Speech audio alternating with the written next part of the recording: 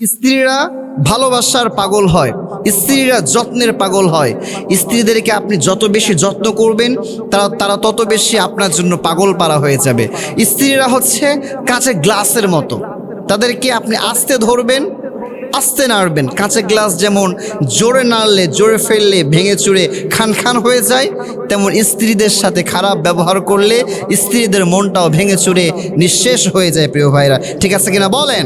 স্ত্রীর প্রতি স্বামীর জন্য আল্লাহ তাআলা কি দায়িত্ব দিয়েছে, তার স্ত্রীর জন্য স্বামী কি কি করবে, আজকে আমরা সে বিষয়টা জানার ট্রাই করব ইনশাআল্লাহ।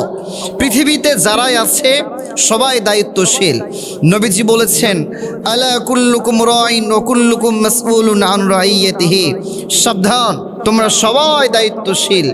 In the day of judgement, কিয়ামতের ময়দানে তোমাদের সবাইকে তোমাদের দায়িত্ব সম্পর্কে জিজ্ঞাসা করবেন একজন, তিনি কে? আজকে আমরা জানবো যে স্ত্রীর প্রতি স্বামীর কি দায়িত্ব আল্লাহ তাআলা দিয়েছেন। স্ত্রীর প্রতি স্বামীর দায়িত্ব প্রায় আজকে আমরা 6টা জানবো। সবাই বলেন তো কয়টা?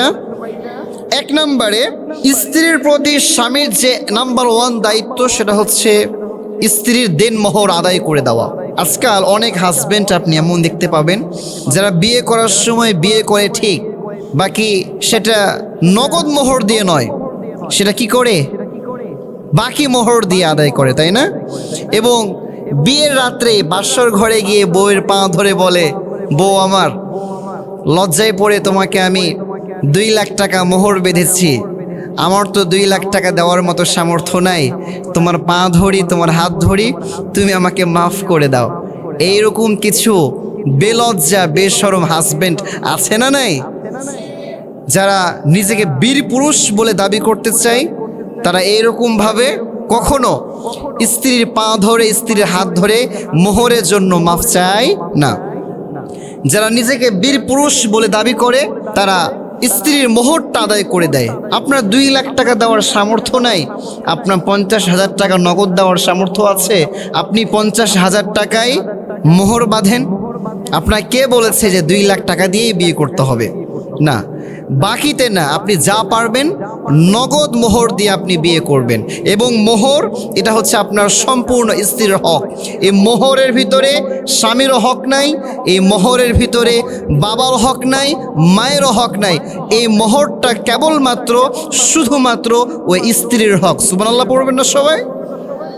আজকাল দেখবেন অনেক সময় যখন স্ত্রীকে মোহর দেওয়া হয়, স্ত্রীকে মোহর দেওয়ার পরে অনেক স্বামী আছে এমন 2 দিন পরে আবার ওই মোহরের টাকাটা ফেরত নিয়ে নেয়। এইরকম কিছু ডাকাত স্বামী আছে না নাই?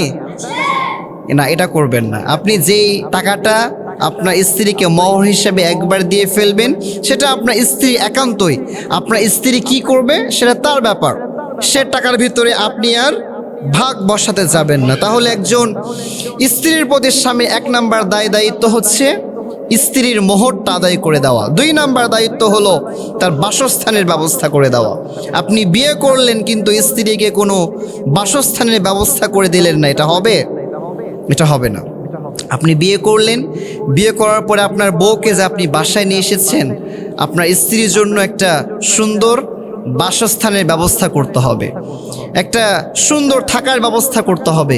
এমনকি যদি আপনার স্ত্রীর আপনার আব্বা আম্মার সাথে থাকতে কখনো অসন্তুষ্টি যাপন করে, যদি সে বলে যে আমি থাকতে পারবো না, এরপরও আপনি বাধ্য আপনার স্ত্রীর জন্য বাইরে একটা আলাদা সেপারেট করে একটা বাসা করে দেওয়া, একটা রুম করে দেওয়া।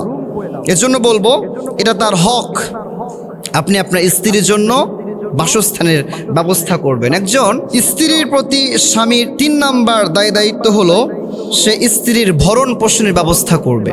কেমন ভরণ পোষণ? সে নিজে যা খাবে স্ত্রীটাকেও তেমন খাবার খাওয়াবে।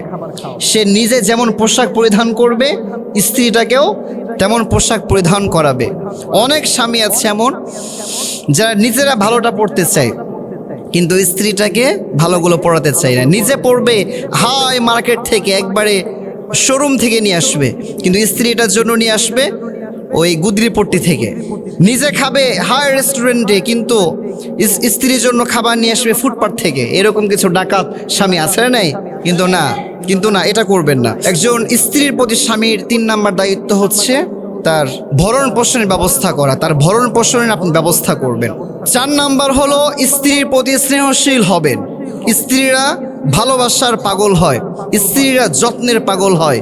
স্ত্রীদেরকে আপনি যত বেশি যত্ন করবেন তারা তত বেশি আপনার জন্য পাগল পারা হয়ে যাবে।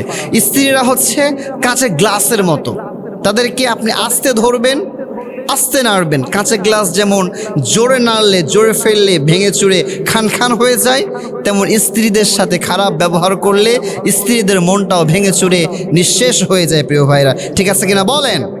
5 নাম্বার, স্ত্রীর প্রতি স্নেহশীল হবেন।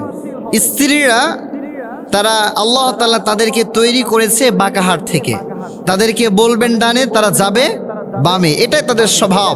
কিন্তু এরপরও আপনাকে তাদেরকে নিয়ে থাকতে হবে, তাদেরকে বুঝাতে হবে আর বলতে হবে, দেখো তুমি যা বলো সেটাই ঠিক, তার সামনে এটাই বলবেন। তাছাড়া আপনি যদি বেশি বুঝতে যান সমস্যা আছে। যে সংসারে দেখবেন স্ত্রীর থেকে স্বামী বেশি বুঝে, দেখবেন বেশি সমস্যা। আর যে সংসারে দেখবেন যে না স্ত্রীর কথা মতোই চলে স্বামী, দেখবেন ওই সংসারে কিছুই নাই, এত সুখ আর এত শান্তি। ঝগড়া তো বহুত দূর কি বাত হয় প্রিয় ভাইরা, ঠিক আছে কিনা বলেন? এরপরে সর্বশেষ যে পয়েন্টটা আমি বলবো, খুব ভালো হবে মনোযোগ দিয়ে শুনতে হবে। একজন স্ত্রীর প্রতি স্বামীর 6 নাম্বার দায়িত্ব হচ্ছে স্বামীর স্ত্রীর প্রতি আত্মমর্যাদাশীল হবে। স্ত্রী যা মন চায় তাই করতে পারবে না। স্ত্রী কি করছে একটু খোঁজ খবর রাখবেন, কারণ আপনার স্ত্রী সে যা করে, এটা ভালো কাজ করুক অথবা খারাপ কাজ করুক, এর কিন্তু একটা পার্সেন্টেজ হাজব্যান্ডের আমলনামাতে আছে না নেই? যদি স্ত্রী একটা ভালো কাজ করে, এর কিছু পার্সেন্টেজ আল্লাহ তাআলা ওই হাজব্যান্ডের আমলনামাতেও দিবে। আর ওই স্ত্রী যদি একটা খারাপ কাজ করে, তাহলে এর কিছু পার্সেন্টেজ আল্লাহ তাআলা ওই হাজব্যান্ডের আমলনামাতেও দিবে। এজন্য বলবো স্ত্রীর ব্যাপারে আত্মমর্যাদাশীল হওয়া। আল্লাহ তাআলা প্রত্যেকটা স্বামীকে এই সমস্ত দায়িত্বগুলো পালন করা তৌফিক দান করুন। সকলে পড়ছি আমিন।